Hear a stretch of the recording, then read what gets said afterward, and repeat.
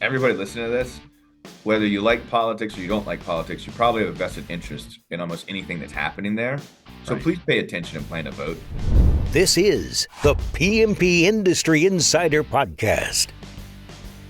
Hey everyone, welcome out to another episode of the PMP Industry Insider Podcast, where we take a look at what is changing in the industry and we drive. And those that are driving the changes, this is going to be a rough day already. This is bad. See it. Yeah, this for sure. Brutal. As always, I am Donnie Shelton. I cannot introduce a podcast in case you're wondering, but I do own Triangle Home Services, which has Triangle Pest as well as Triangle Lawn. And with me is Mr. Dan Gordon. Dan, please introduce yourself, your companies. I know your great menu of companies, our sponsors, our outstanding guest, as well as our topic. Hey, and Brett, our editor, note to editor, don't cut that. Let's have Donnie come up with his bumbling. Anyway, welcome this afternoon. Dan Gordon, PCO Bookkeepers, M&A specialists. We do bookkeeping, accounting, and mergers and acquisition in the pest and lawn industry. And announcements. If you're interested in marketing, one of our sponsors is Coalmarch by WorkWave. You can visit them at coalmarch.com. If you're interested in insurance, it's PestSure, and they do workers' comp, auto, GL, and a few others, and visit them at pestsure.com. And if you're interested in joining one of our industry peer groups, please visit us at pmpindustryinsider.com/peer groups, or go and listen to us on episode 136, where we lay it all out. And those peer groups are actually, they're a lot of fun, and we're building several of them, or we've got several of them, and we're building some more. So anyway, our guest today is Andrew Bray, Senior Vice President of Government Relationships and Membership for the National Association of Landscape Professionals. Before joining NALP in 2018, Andrew was the Vice President of Public Policy at the National Pest Management Association, which is where I met him. So he has experience in both pest and along sides of the business. He has a background in policy, advocacy, and political skills from working on Capitol Hill in a congressional office and working on multiple federal, state, and local campaigns. Longtime listeners may remember that we had Andrew on our podcast back on episode 13. Wow, in 2020. Ooh, that is back there. Where are we? We're at like 160s or something. Yeah, that was in 2020. So there you go.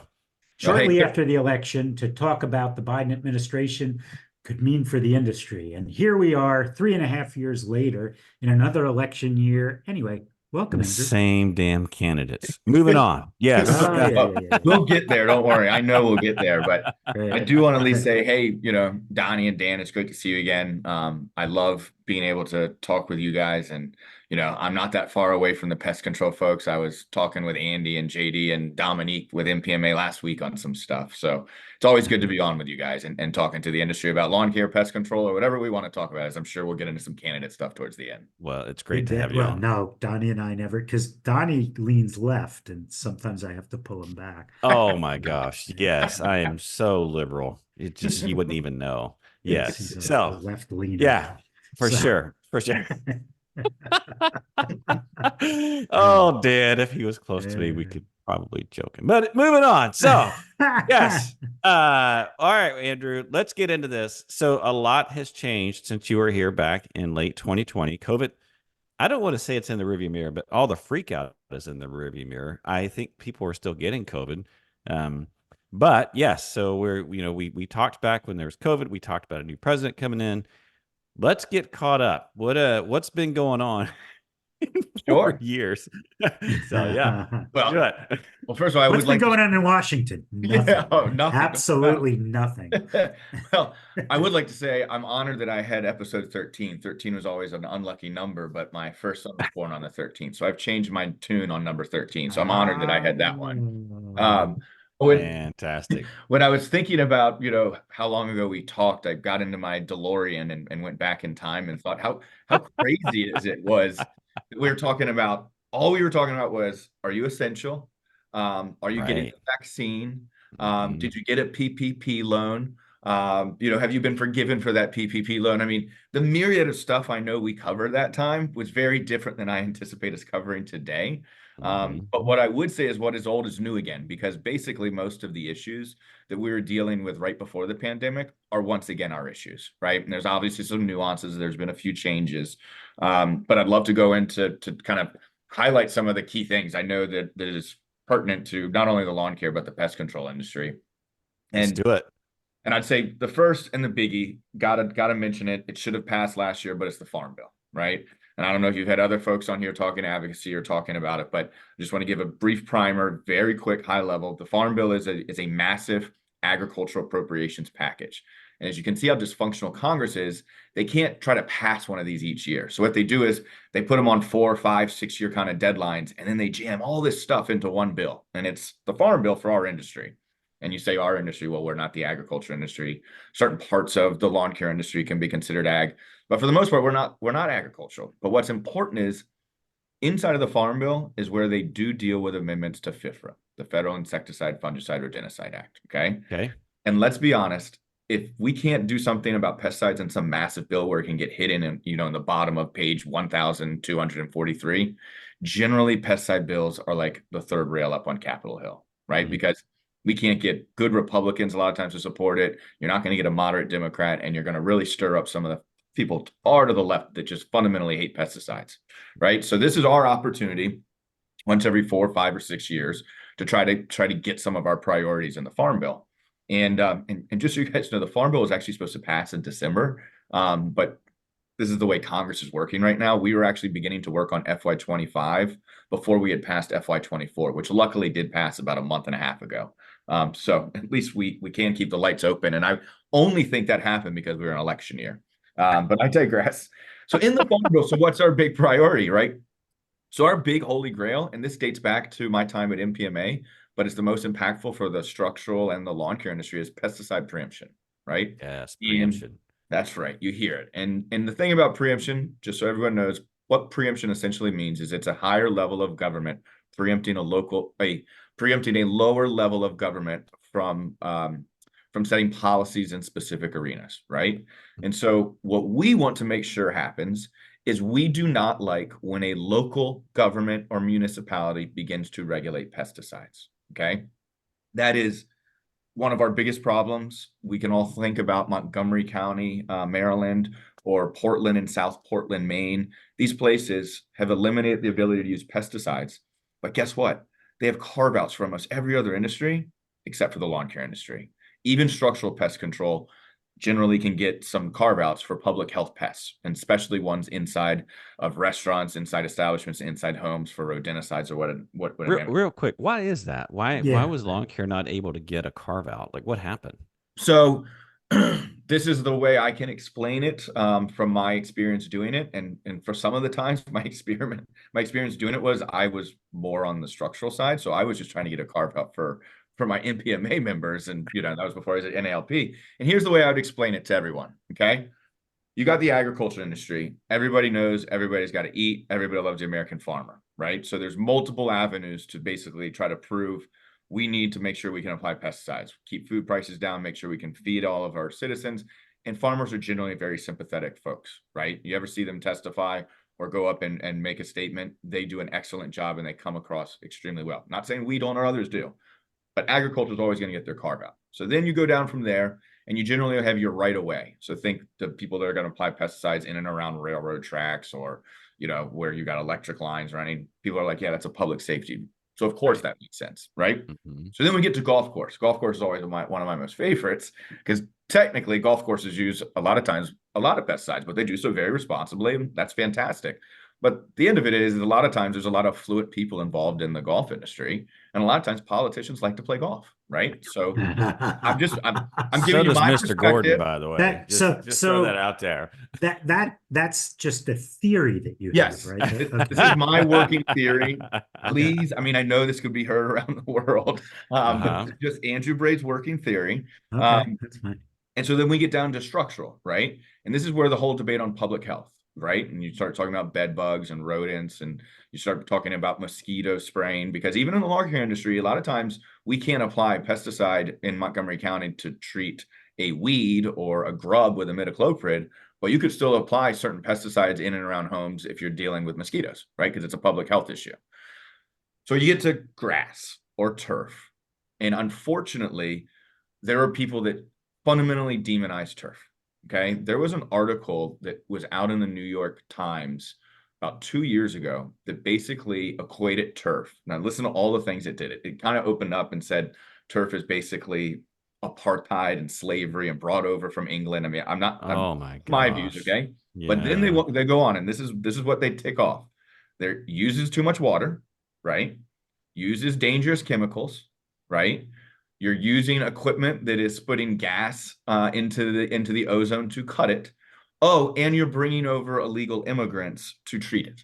Now, this is not me saying it. This is the article. And then at the end of it, there was a little video, and it was a skull and crossbones like coming out of out of a lawn, right? I mean, it's truly maddening. As somebody that fights these fights, because I always say, I am totally okay. If you want to go have native species in your grass and you don't want the fine turf that I'm lucky enough to have because I have a professional that deals with mine, why don't you go have like 2 dogs and 3 young boys and tell me how they're going to run around with native grasses and rocks everywhere, right? I actually really value my lawn, and I think of a lot of Americans do. But that's kind of the fundamental reason on why we get X'd out a little bit, Donnie. Does that make sense? Well, you saying this reminds me of something that happened last summer, and I just now kind of put it together. Last year, we took a family vacation to the UK. I don't know if you guys have been there recently, but we did the full touristy stuff, right? And one of the things we did is we went to the castle in London, and it used to be, I used to fly out there all the time in the military. It was nice and clean and a ton of turf. Not that way anymore. It is overgrown weed field now. It looked awful. And I was like, what happened? And they're like, yeah, there's a thing now where it's just being natural and not using pesticides or any, herbicides. And I'm like, of course, I didn't say anything, but I'm just like, wow. So I guess for our listeners, it's not as far-fetched as it may sound. I was really surprised. Now, we obviously don't live in the UK, but sometimes Yeah. we kind of get. Well, I always it's tough because these trends come over from Europe from once in a while, but what works in Europe doesn't always work for the US, right? Mm-hmm. Our nation is much larger. We have fundamentally set up our system a lot of times with larger properties. I think we've got much more wide open spaces, and there's a lot of times a native species should be used, right? But the way that we have basically been civilized for many, many years, the lawn is an extremely important part to our culture, right? Right. You think about when we were talking about COVID at the beginning, our industry did fantastic because everyone wanted to be outside and enhance their actual yards and their green spaces, right? So that's a fundamental value difference, I think, between folks in Europe and the US. And that's why I don't think we're ever going to go fully that way. But trust me, people in Montgomery. Well, what about so you just go to the north to Canada if you exactly. But well, I mean, think about it. With one problem comes another. You have the tall grass, and now ticks are going to be all over your kids because they'll be running around that tall grass, right? I mean, it's just this crazy stuff. Anyway, all right, I digress. Moving on. Yeah. So back to the farm bill. No, I'm happy to go down wormholes anytime, you guys. Trust me, it's fun. So we've got this farm bill. We're trying to get this. We're trying to get this provision put in that basically would say, and this is really important because there's several competing things out there. We would like to make sure only states can regulate the sale and use of pesticides, right? So we don't want to make it so a locality can't. I mean, we want to make it so a locality can't, but the state still could. And this is important to know because our opponents are coming out and saying we're trying to take rights away from states and we're trying to make it so, these chemical manufacturers can put more products on schools, all sorts of asinine claims, right? Right. The reality is all our provision would do is say, look, if you want to ban a pesticide, you can. We're probably going to fight it, but we're going to do it at the state level because guess what? At the local level, emotion rules the day. the processes are nowhere near as organized. All of a sudden, a ban will show up the day before hearing, so you get almost zero prep time. The scale's so far tilted against us. I've been in some of those that you just get railroaded. It's just not good. And so we want to go to the state level, right? And about the school stuff, any state, about 36 states have some sort of law about, how you have to apply pesticides to schools, whether it be a provide notice, you can't apply within this or whatever IPM protocol you might follow. Our provision would never change any of that, right? And it would never change the fact that in Montgomery County, in a locality could still ban the use of pesticides on public property. We're just trying to say a locality shouldn't be making the decisions what private residents and homeowners want to do to protect their property and their turf and their landscapes. But the whole thing's unworkable because you have a technician driving around in a truck with a route and he goes from town to town. Yeah. He doesn't know what to use, or he's got to. Yes. So just to be clear, if this farm bill passes, is the Montgomery County thing is it dead at that point? It is. It is. My guess is, to play it out and knowing Montgomery County, I would not be surprised if they try to bring some sort of litigation to enjoin and try to move around. I would imagine they may do that, but technically, yes, whatever Montgomery County has done is trumped by a change to the Federal Insecticide, Fungicide, Rodenticide Act that designates the Maryland State Legislature as the only authority that could make that ban. Fantastic. I'm sure folks that are listening are in that part of the country. Well, it's also interesting. Pretty dialed into it. Well, it's been a while since they've had that ban, and a lot of companies have made adjustments, and now you're going to adjust it right back, and you can't win. I agree, but it's my understanding, and I hope it is not a member of MPMA or NALP or anybody else, because I have family in Montgomery County, that there is still prevalent pesticide use in Montgomery County. I'm just going to go ahead and say that because I said I've grown up in DC area. I have tons of aunts and uncles all through Northern Virginia and Maryland. And so I have two that live in Maryland, and I know that pesticides are being used at least on their properties. You just walk into Home Depot or Lowe's, right? Exactly. Yeah. Interesting. Yeah. Okay. So preemption obviously is a really important part of the Farm Bill. And do you guys actually expect this to pass? And if so, then when? So that's a great question. It's the $1 million question I'm trying to answer every day for our members. So here's what I can tell you. The House typically goes first, and in a meeting with senior officials from the House Agriculture Committee last week, we were told, and I have now confirmed this with other folks, that they are likely going to move the bill out of the House Agriculture Committee the week before Memorial Day, if not sooner. Okay. But they have it. We want to get it out because then that gives them hopefully time in July to try to move it across the whole floor. Gotcha. And that could be tough. The Farm Bill has to be bipartisan because there's nothing that's going to pass this Congress that isn't bipartisan at this point, because you've got 10 no votes on the Republican side for almost anything.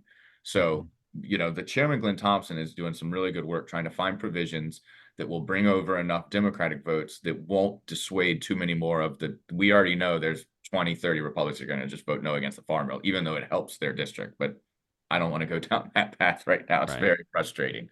Right. So we hopefully get it to move across the House before the August recess, maybe in September recess, because a lot of these folks want to campaign that they passed a Farm Bill. Especially, I was going to say it. I can't imagine it'd be very popular. Like he voted against the farmers, and then they've got some dude, who's just crying, and that whole bit. But it's but how does it get out of the House? How does Johnson bring it?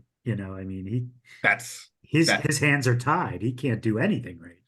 That's the only way for him to do it, which is why the Democratic votes are so important, and why, if you're paying attention this week, and I apologize if this is posted next week, you saw that he broke up the foreign aid packages into 4 different ones. Yeah, that happened this morning, I think, right? Right. And the idea is that you're going to have enough Democratic support for any of those that you could pass it on suspension, basically essentially having 2/3 vote of the caucus, which is a way to avoid this cumbersome rulemaking process where the Freedom Caucus has been gumming some things up. So the theory is we'd be doing the same concept of pass it on suspension with enough Democratic votes for the Farm Bill. The Senate, though, is a mess. And I have good friends that work in the Ag Committee on the Senate as well. And here's the dynamics that's really tough there. You've got a senator, or the chair of the Ag Committee, Senator Debbie Stabenow, is retiring. right? And so she wants to pass a farm bill, right? This is the last time she's ever going to get to have this impact. And Michigan is actually a much stronger ag state than you would think when you really kind of look at some of the numbers. Tons of ag interest there. So she wants to pass it. And she is willing to compromise on some things from my understanding. Now, Bozeman, on the other side, is looking at the Senate map right now and the Senate elections. And he's like, we're going to retake the Senate. I want to run the farm bill. I want to run the farm bill with a new ag ranking member when I'm in charge, right? And so he wants to hold it. He has significant motivation to hold it, right? And so I think we will know so much more when we see the text of the House bill and see what Senator Stabenow and Bozeman do. I've been told that there's a chance that once the House bill is out and everyone's seen what's in it, that they're both going to introduce their own competing bill, which if they do that, I think it's done. It's not happening this Congress. Gotcha. Now, if they see that and decide to try to start actually talking together, because they're not even really communicating that well together, which is not a good sign this far in the process, then we maybe get somewhere. But the tea leaves are really going to see what their move is once we see the House bill. But it's just as we thought that the Congress is always looking out for the American people as opposed to their own self-interest, right? Their constituents, Dan. They're looking out for their constituents. Come on. So let's switch gears here, because this has been, I mean, look, I think for most of our listeners, this is obviously a big issue, and I am certainly in favor of preemption. I think that should, meaning like this whole idea of local municipalities. Yeah. I mean, it's a nightmare. And anyway, so let's talk through, okay. So talk about preemption. Now it's an election year. What is happening as far as like advocacy, and what's happening as far as like, what we're able to do versus not? I mean, and it is one wild, I mean, it is turning out to be, we even got like, I mean, it's April and it's already crazy and chaotic. As far as the elections are concerned. Can you just walk us through that just a bit? Sure. So a couple of things that I would, when we're talking about elections, first of all, this is one of the most important things is that everybody listening to this, whether you like politics or you don't like politics, you probably have a vested interest in almost anything that's happening there. So please pay attention and plan to vote. I can tell you, I know that at NALP, we will be putting out a lot of information when we get close to Labor Day to make sure everybody knows how to register to vote, how to absentee vote, because our annual meeting is actually over Election Day. So people that are going to be at our annual meeting Elevate, they need to make sure that they voted absentee. Otherwise, their vote's not going to be counted. Did you get a discount on the location or something? What? So you guys are feeding the whole. Anyway, just kidding. I'm not even going to go there. All right, keep going. No, I knew where you were going to go. I'm not going there either. But yeah, no, I think what gets really tough. So that it's very difficult, but there are opportunities. It's about poising yourself to be ready for the really quick opportunities and then the long play for the next Congress, right? And so basically, Congress will go home in August, and they generally won't return besides for maybe 1 week in September to pass a continuing resolution. Otherwise, they're campaigning from August until after the election. And in other years, that's a prime time because that's when we're really kicking in the appropriations process. So we will be fighting like heck to see if we can get a farm bill, to see if we can do some stuff in appropriations on some other things, such as trying to get a tax credit on gas to electric equipment. And obviously, we're always very heavy in H2B, not as important to the lawn care side, but to the landscape side, very important.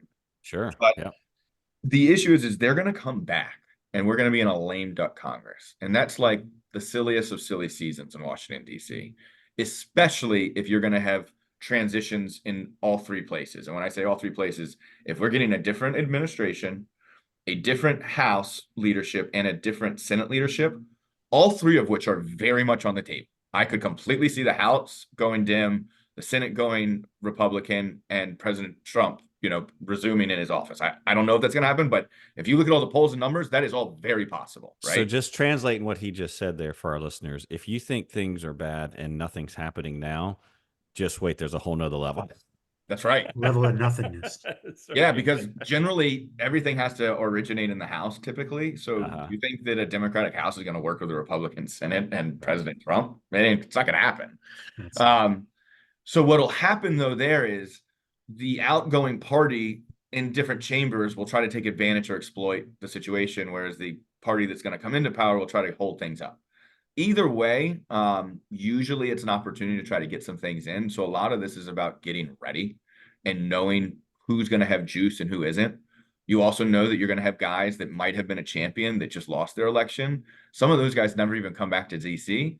Others will be your champion for the last like 30 days and do whatever you ask them to because they're like, I don't care, I'm leaving. You know what I mean? So, you know, it's that's the game we're getting ready for. But the long thing is we're really trying to identify who our champions are, right? And are there ways to support and highlight the good work they've done for us in our industry so that we can make sure if our members are in their district that they're aware that this person was fighting for them. We can't politically endorse one candidate or another. That's not what we do. It's kind of gets you in a tricky spot. But what we can do is provide information about what certain people have done for the industry, right? We're not saying you need to vote for him or vote for him over her, but you can have the information. And that's what we really try to provide as we get close to the election season so people can make educated decisions.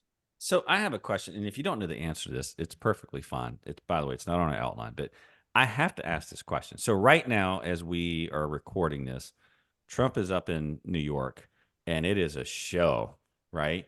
Yeah. What happens if he actually gets convicted? Let's just say, I mean, I think he's facing like 34 counts. Like, does it have any effect on his ability to continue to run? Or is it like, is there a case here where somehow, some way he's not able to run? I mean, obviously, I guess if he goes to jail, which I don't know if that'll happen or not, but let's just walk through that scenario. Is that even possible at this point? Or is it just like, well, even if he gets convicted, he's going to probably pay some money or whatever. And then, you know, we'll just keep going down this road as the way the election's going right now. Yeah. So I think the case that's going right now is likely one of the, and watch, I'm going to get this wrong and it's going to be what sinks him. But I think this is probably one of the least onerous ones for him. I think it's a well-known fact that, you know, President Trump and his, you know, lifestyle has had extramarital affairs. I don't think people are going to not vote for him because of that. And the fact that he tried to pay somebody off. I mean, go look at what happened with John Edwards, you know, 15 years ago. Really similar stuff. And he actually got acquitted. He actually was never found guilty of kind of some similar stuff, right? But there was never a President Edwards. Exactly. So. Agreed. Yeah. So on that one, where I would say his biggest problem is what's being tried to brought forward by the special counsel on his engagement with January 6th. If that were to move before the election, which I think is looking more and more unlikely, I think that could be incredibly damaging. Right. But then you get into a question is, so it's moving, it's not going to happen before the election. He then gets elected because that was a special counsel by the Department of Justice. He's likely going to defund it and it's not going to move forward. But that doesn't mean you're not going to have tons of groups come out of the woodwork to try to figure out a way around that, which I will tell you what I think is the one to watch the closest, which will survive his presidency, is what goes on down in Georgia with the election fraud stuff. Because that's a state case and something that he, even as president, can't shut down a state level case. And so I don't think any of this, I think the one that's going on now will come out. I do think the Supreme Court is likely going to say he's not immune, and those oral arguments are next week.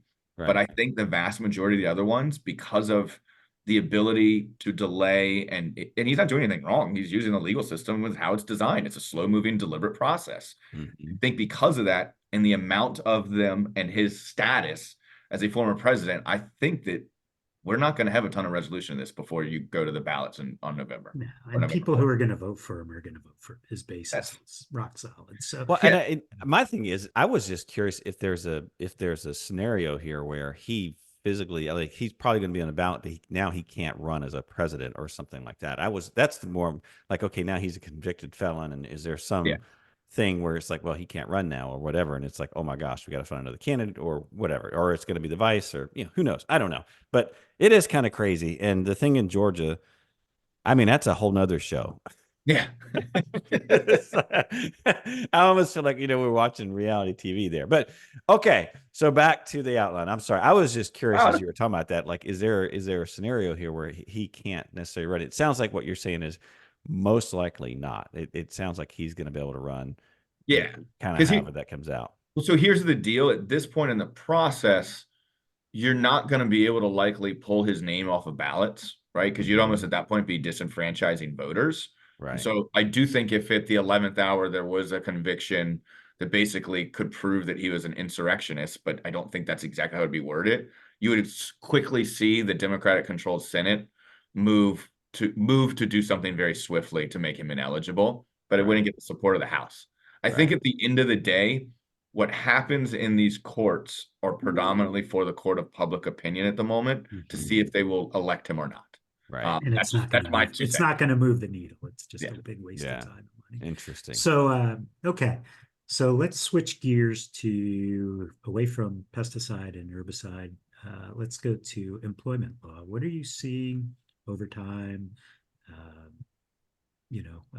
What are you seeing in the way of labor law that we should watch out for? Yeah, I mean, so we've been dealing with the overtime issue for many years. It dates back to the Biden administration. And for those of you guys that wasn't sure if you remember, basically, when we're talking about overtime, we're talking about overtime and we're talking about what's called the white collar exemption. And so it means that if you're doing manual labor, and many in the lawn care industry are doing what is called manual labor, if you work in excess of 40 hours, you're required to pay overtime, which is traditionally time and a half, if not Exempt more. and non-exempt employees. Exactly. Mhm. So what we're really talking about is how do we see if there's people that are exempt from it? And it depends on their job roles, right? And this is called the white collar exemption. And the most commonly is used as like the administrative assistant that is conducting certain job functions that gives them some discretionary authority that makes them seem higher up than they really are, right? Mhm. So there's this duties test, and it kind of varies depending on what your job is. This can actually be, and Dan, I think you know this pretty well too. This can be really impactful for how you set up your sales structure for like a salesman, because sometimes they can get wrapped into this as well. But the key that's changing mostly, and there isn't too much changing to the duties test, it's really the mandatory threshold of your annual salary, right? And so that's what I was going to say. Your technicians aren't going to meet that threshold, or maybe they will, but probably not. Yeah. So if you're under the threshold, the duties test doesn't matter. You have to be paid overtime, just like you're a manual labor. And so that threshold right now is around approximately $35,000, right? And so what was this? 6, 7 years, 8 years ago? I'm losing time. President Obama, when Biden was his vice president, wanted to propose raising that threshold from 35,000 to around 50,000. He introduced the rule, it was litigated, and they ruled that he overstepped his his legal authority under the Fair Labor Standards Act, and that didn't move forward. So here we are with Biden, and he's making another run at it. And I believe that the rule is likely to publish from the Department of Labor by the end of this week, or certainly by the end of the month. And the only reason I know that, when a rule is being promulgated, going through this slow-making methodical process, the last step is whenever the department that is introducing the rule, if it's an EPA thing on pesticides, and this is the Department of Labor, they send it to OMB, the Office of Management and Budget, and it goes through this OIRA process. And it's basically the last look at the rule from the White House. When it leaves OIRA, we know that the rule is imminent. It left OIRA last Wednesday, I believe, Wednesday or Thursday. So that's why I'm telling you, we could see the final rule. And I don't expect many changes, Dan, to the final rule than what was proposed that we've known about for about a year. We submitted comments against, and let me be very clear, we're not against making sure people have the fair wage. We're just trying to make sure that's a pretty significant jump, right? From 35,000 to nearly 60,000.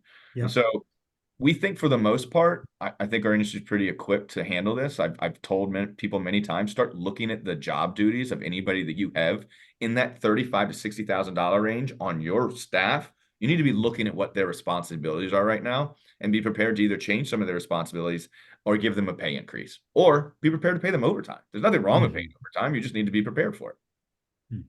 Is there a place that someone can look to kind of like figure out, like, okay, if they're in this range, here's how this needs to be worded. Here's what, you know what I mean? Like, here's what I need to be making sure that's either not in there or is in there, depending on what you're going to do. Yeah, there's the Department of Labor has some great resources. If you literally Google Department of Labor overtime duties tests, you'll get some bulletins that'll pop up like from the Department of Labor. I am also always happy to help with anybody and one-off. I've written extensively about this, both at my time at MPMA and at NALP.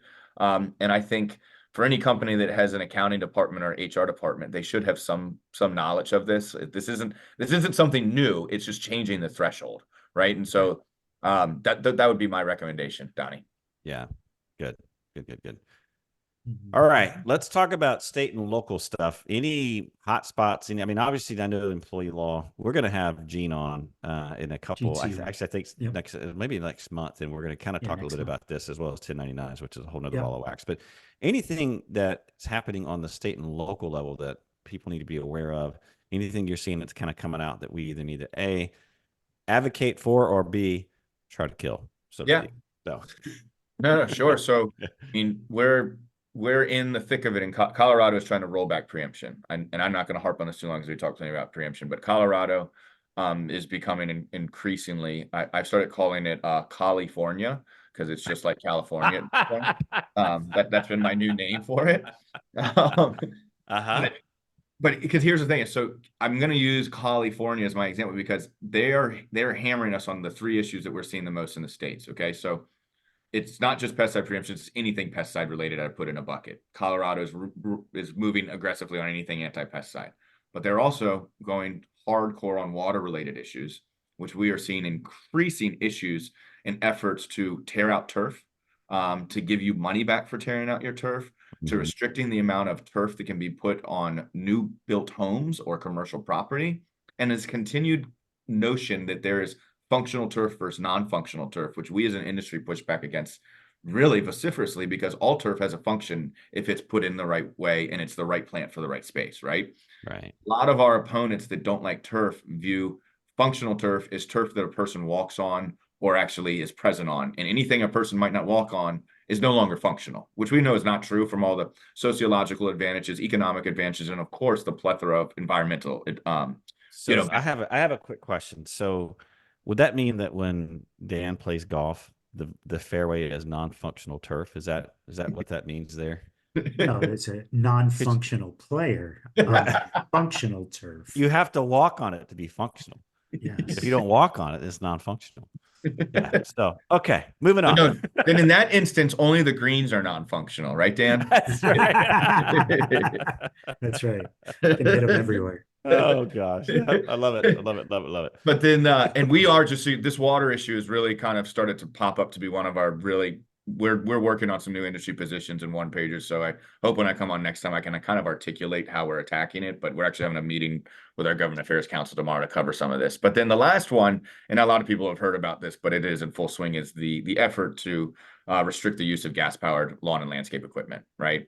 Oh and gosh, yes. That is not slowing down. California's ban on the sale is in effect as of right now. Funny thing about is that for homeowners as well, or just okay? So nobody in the state of California can use can buy gas-powered equipment. Okay, so the way it works in California is all the stuff needs to be approved by CalCarb, and so they're not approving anything that isn't zero emission at this point. They did give a buffer zone for stores or whatever to get rid of their inventory. So, but here's the thing: is you're never going to get somebody coming around and giving you a ticket for using something gas-powered. You just can no longer buy it, right? So now, if I go to Home Depot in California, I can't buy a lawnmower? You probably shouldn't at this point. An electric one. You buy electric, but you probably can't find many gas there anymore, Dan. Wow. Yeah, already. And that apparently, I mean, somebody can drive over to another state and then drive it back in, I'm sure, but that's, how do they want to enforce that? There's a business for you, Donnie. You get a tractor trailer, bring some. I could be a dealer. But you can't sell it in there, so you've got to sell something else, and the giveaway is the lawnmower, right? Yep. So, something. There's definitely a business opportunity there. Of course. But then everybody else is following suit. We're involved in some litigation in New Jersey right now. The association is in support of some landscapers that are pushing back against a ban in Montclair, New Jersey, and we saw several states this legislative cycle attempt to try to put in place a ban, but none of them did. We were able to beat them all. But the last thing I'll say about it that I do think is kind of funny. So California did this ban, and they're technically the only state that is supposed to be able to do it. It's a whole preemption concept again, but this is more federal preemption over a state level preemption, because you're talking about emissions, right? You don't want to have 50 standards on what type of car you're going to have, right? So that's why the Clean Air Act's written that way. But California had this carve out, but they have to get a waiver by EPA. EPA has not approved the waiver, and there's a good chance they are not going to get to the waiver by, say, January 20th of next year. And let's be very clear, if we have a Trump administration, I can assure you that waiver won't be approved, and California CARB will likely have to amend their rule. So I'm not saying that's going to happen, but I just want to give a little context to that about, hey, why your vote really does matter. Wow. So tell me you're about absolutely right. the Montclair, New Jersey, because I during the summer I live pretty close to there. What are they looking to do? So we have always kind of taken this approach that we support a responsible transition, right? We want to move the industry forward as quickly as possible. And as soon as the equipment is there and the cost comes down and the infrastructure is in place, then by all means, we want to encourage our members to move to cleaner methods of doing it, right? But we don't think it's there yet. And so we had been very hesitant to get involved in litigation. But in Montclair, the town literally put something out in August that said they were thinking about banning gas-powered leaf blowers, right? And then in September, like it was like September 15th, I might have the date wrong, damn, mid-September, they voted to approve it, and it went into effect October 1st. Of all the bans I have seen throughout the country, there's been plenty at the local level. I've never seen one that aggressive, to give them no time whatsoever. And so a group of landscape professionals brought litigation against the town of Montclair for many things, but one of them was this concept of preemption. And that's what's very interesting to us. And so it's on appeal right now. It's in the 3rd district of the federal 3rd district, meaning if we were to win, this preemption notion would probably push a lot of these bans to the side for a little while, which is what we think is good for the industry while we continue to help move them forward. We are not in it alone. The Equipment Manufacturers Association, the Outdoor Power Equipment Institute, and the Tree Care Industry Association also filed a amicus brief with us. So it's always good to be working with some of our great partner associations. Right. Well, we got it. This has been fantastic. We're going to get wrapped up here. Anything, if you're an owner and your lawn or pest, like what would you consider to be kind of the very top things that people need to be thinking about? Obviously, there's an election year. We talked about that. But I mean, anything you can think of, there's obviously what you've already mentioned, which is make sure you go out and vote, right? It's really important this year that you go out and vote. Anything else you can think of that they should be either advocating for or be involved in? Just some quick hit items like, okay, this is how you can get involved. This is how you can help. Sure.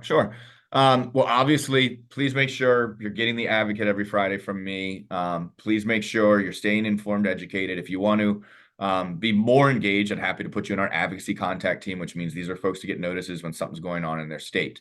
But from just a business owner perspective, and you guys give great advice to so many people that listen to you, the thing that I'm learning more and more as I'm getting into these fights or battles or whatever you want to call it on behalf of the industry, whether it be water or equipment or even recruiting and H2B and whatever, embrace technology.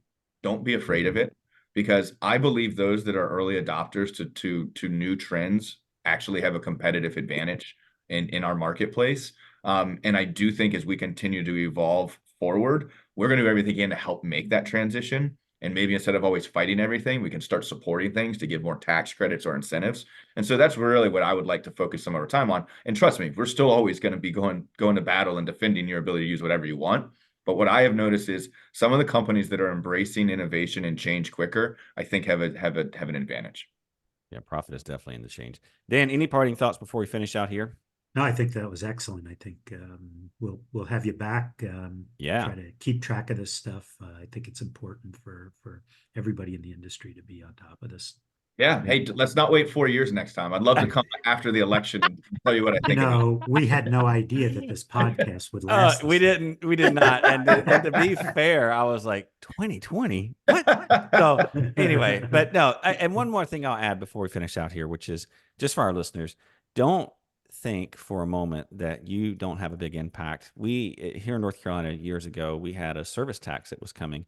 And a lot of our guys in our association and gals went and talked to their local representatives, and we got a carve out because of that. And so, a simple call to your local rep, a simple meeting, if you can get it, it actually does matter. So don't think for a moment that that you can't make a difference, because you absolutely can.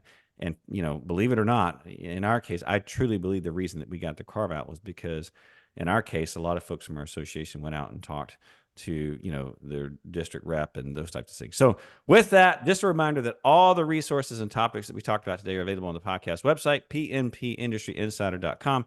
Just take a look under show notes. We'll link up stuff that we talked about here. We'll make sure that if you want to get involved, we can do that.